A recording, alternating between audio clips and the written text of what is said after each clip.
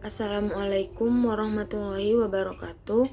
Perkenalkan, saya Sylvia Azura dengan NPM 2408260133. Jadi di sini saya akan membahas pada blog Bioetik and Humane Test, yang dimana judul topiknya itu bayi tabung atau IFP dan status moral embrio sisa.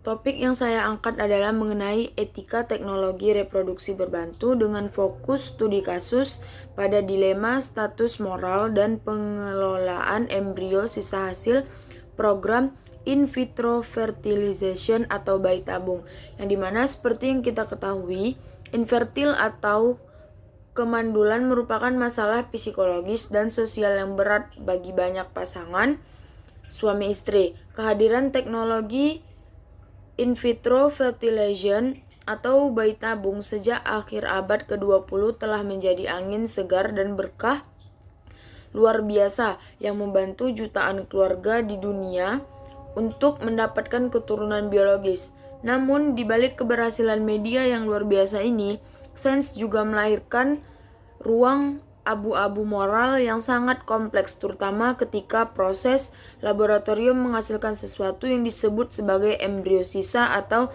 surplus embryos. Jadi di sini mari kita bedah bagaimana dilema ini muncul di dunia nyata. Dalam satu siklus program bayi tabung, tim medis tidak hanya membuahi satu sel telur. Demi meningkatkan efisiensi dan peluang keberhasilan, dokter spesialis akan menstimulasi ovarium istri agar menghasilkan banyak sel telur, lalu membuahinya dengan sperma suami di dalam laboratorium. Jadi proses ini seringkali menghasilkan 5, 8, atau bahkan lebih dari 10 embrio yang sehat. Dari sekian banyak embrio tersebut, biasanya hanya 1 atau 2 embrio terbaik yang akan ditanamkan atau ditransfer ke dalam rahim sang istri. Sisanya embrio-embrio cadangan ini akan dibekukan melalui teknologi cryopreservation di laboratorium penyimpanan. Pihak rumah sakit dan pasien akan mengikat janji sakit dan pasien akan mengikat janji lewat dokumentasi persetujuan tindakan atau informed consent. Jadi dari kasus ini juga sering terjadi adalah ketika salah satu pasangan meninggal dunia atau ketika pasangan tersebut sudah merasa sudah memiliki anak dan tidak mau memperpanjang biaya sewa penyimpanan tangki kriopreservasi. Jadi pertanyaan etik fundamental pun muncul ke permukaan. Siapa yang paling berhak menentukan nasib embrio tersebut? Apakah embrio-embrio sisa ini boleh dimusnahkan atau dibuang begitu saja?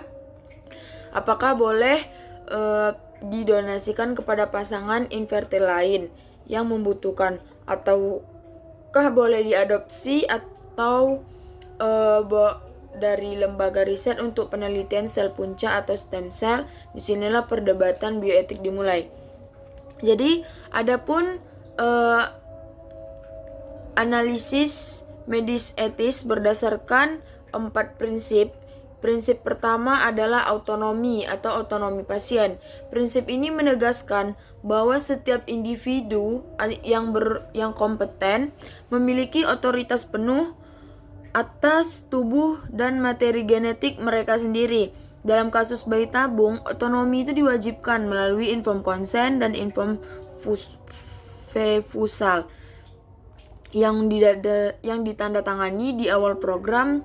Namun otonomi menjadi sangat rumit ketika ada 2 kepala suami dan istri yang memiliki hak otonomi serta atas embrio yang sama, tetapi kemudian memiliki keinginan yang saling bertolak belakang setelah bercerai. Apakah hak suami untuk tidak menjadi ayah lebih tinggi daripada hak istri untuk menjadi ibu? Secara etik, otonomi tidak boleh mencederai hak orang lain, sehingga sengketa otonomi seperti ini memerlukan peninjauan kontrak legal yang dibuat di awal tindakan.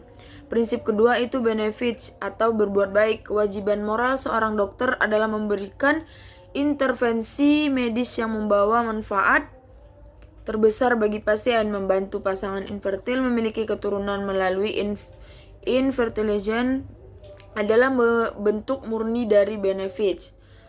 Prinsip yang ketiga itu ada non-maleficent, yang dimana tidak merugikan. Prinsip ini melarang dokter untuk melakukan tindakan yang mencederai atau merusak.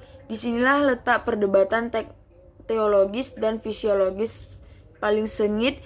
Kapan kehidupan manusia sebenarnya dimulai? Bagi kelompok pro-life yang meyakini kehidupan dimulai sejak fertilisasi atau konsepsi embrio sedini apapun adalah manusia seutuhnya yang dimiliki status moral dan hak hidup. Dengan pandangan ini, tindakan membuang, menghancurkan, atau menggunakan embrio sisa untuk eksperimen laboratorium dianggap sebagai pelanggaran berat terhadap prinsip non-maleficent karena dianggap melakukan destruksi terhadap potensi kehidupan manusia. Yang keempat adalah justice atau keadilan. Jadi di sini prinsip ini menurut perlakuan yang adil, setara, dan tidak diskriminatif dan distributif pelayanan kesehatan. Dalam konteks infertilization, justice menuntut agar akses terhadap teknologi reproduksi ini diatur secara adil oleh regulasi negara serta memastikan bahwa anak yang nantinya lahir dari proses teknologi reproduksi ini memiliki status hukum, hak waris, dan perlindungan kedaratan yang jelas dan adil di mata hukum.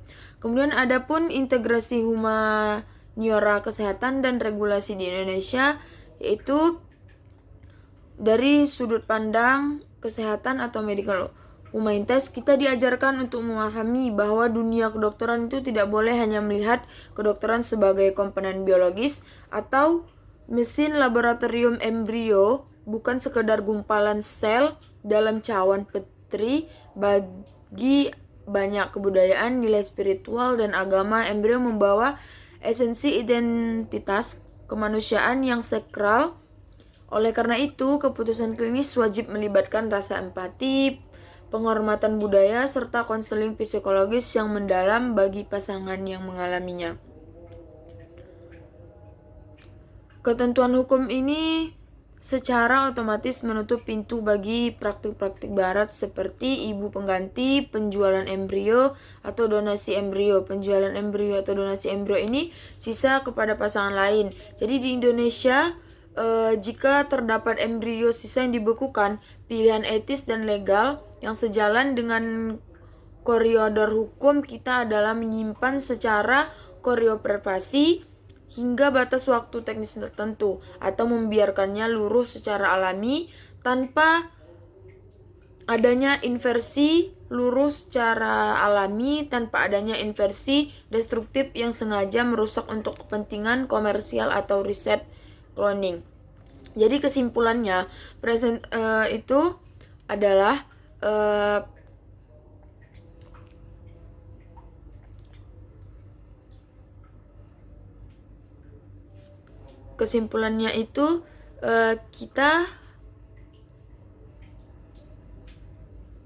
kita tuh tidak boleh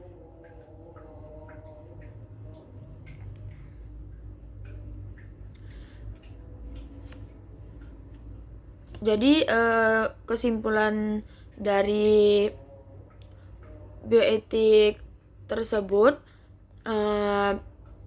kita dari materi itu,